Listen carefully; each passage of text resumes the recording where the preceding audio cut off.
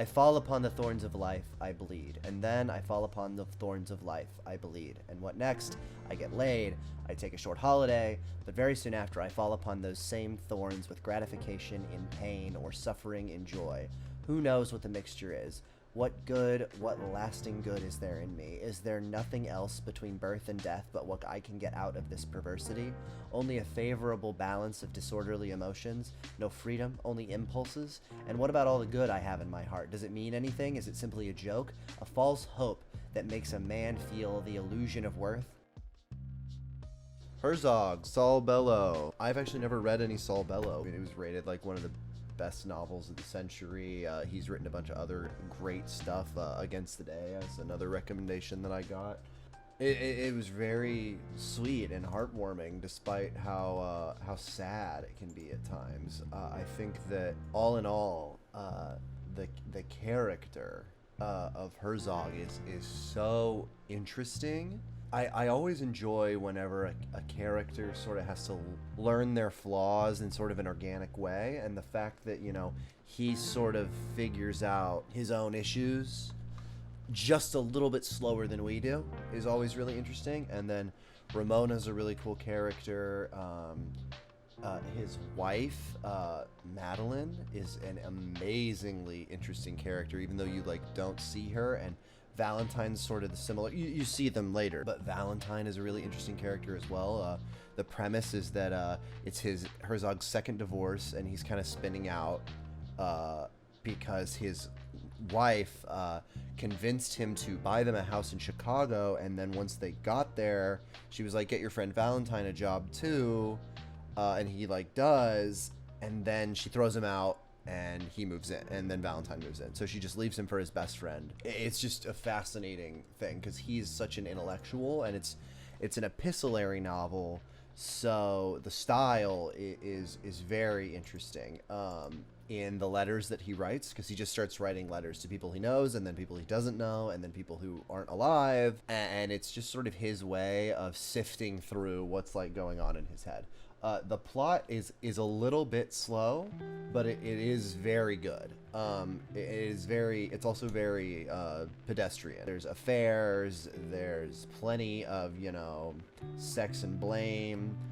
There's a car accident, but it's not an action novel by any stretch of the imagination. It is very much a solipsistic kind of, and I don't mean that in a bad way, novel about him sort of figuring out who he is now after this. The style is fantastic. It is really good. Some of the letters are insane. This response to sort of Nietzsche is really interesting, where he says, "What is the philosophy of this generation?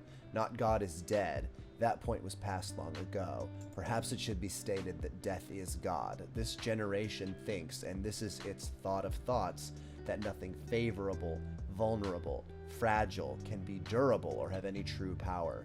Death waits for these things as a cement floor waits for a dropping light bulb. The brittle shell of glass loses its tiny vacuum with a burst, and that is that. And this is how we teach metaphysics on each other. You think history is the history of loving hearts? You fool! Look at these millions of dead. Can you pity them? Feel for them? You can nothing. There were too many.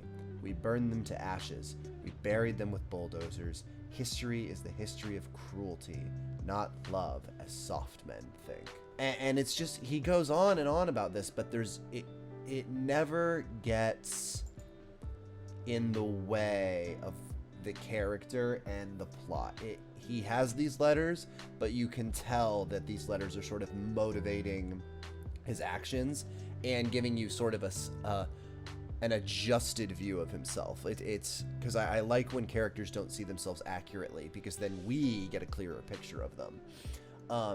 The themes are strong. They are kind of hidden in that he's a man, and he's, there is some male gazy. So that's why I took a point off for style, and it's why I'm going to take a point off for theme. But, the themes of masculinity, of fatherhood, of married life, of modernity, of I think that in a world where there are so many questions about masculinity and all of those things. Now, I think it's interesting to have a counterpoint like Herzog, because he's interested in engaging in these questions on a much more philosophical level, and through his unwillingness to be emotionally vulnerable, we get a clearer picture of how these emotions work.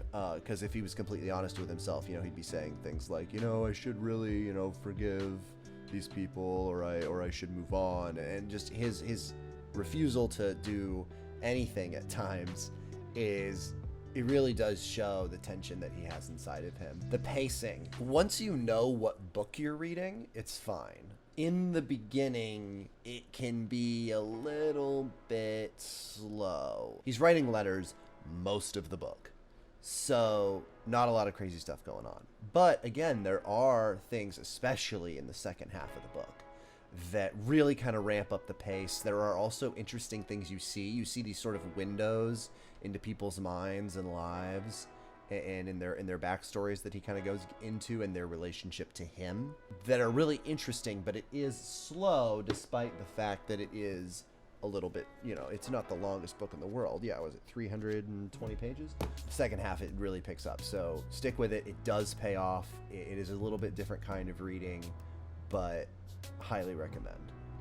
So overall, yeah, gonna give it a 4 out of 5. Check it out. It's really good. I'm gonna definitely read more of his stuff, and I will reread this. I'll definitely come back to Herzog. It definitely is the book that keeps on giving in its own unique way. Strong recommend.